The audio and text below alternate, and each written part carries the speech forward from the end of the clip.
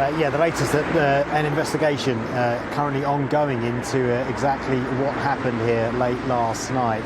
It was around about just before 7 o'clock actually that Network Rail said the rear carriage of the 508 Great Western Railway service from Portsmouth Harbour to Bristol Temple Meads, it derailed after striking an object on its approach just behind me as it comes around the bend through the tunnel as it approaches Salisbury station. It hit an object on the track. We don't know what that object was, nor do we know how it got there. It then derailed as it came through the tunnel, and then a train travelling from London Waterloo to Honiton in Devon then struck that train that was on its side, and that's kind of the back end of the southwest train that you can see behind me that was travelling from London. So an investigation currently underway. 100 people evacuated from both trains, of which 17 were taken to hospital. Witnesses said that many were walking wounded. The driver of one of those trains was trapped in the carriage. He's also in hospital at the moment.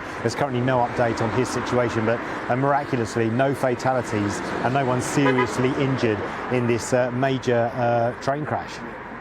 With huge ramifications, presumably, for travellers this morning.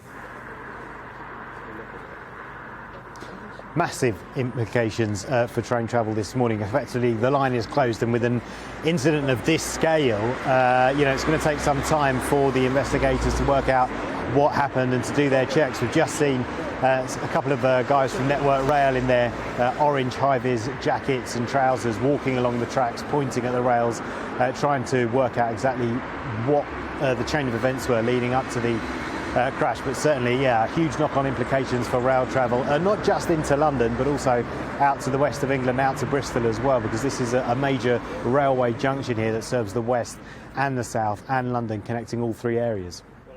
And as you said, serious, a major incident here. One train driver was actually trapped in his cabin, has been freed, of course. Do we know how he's doing, Paul?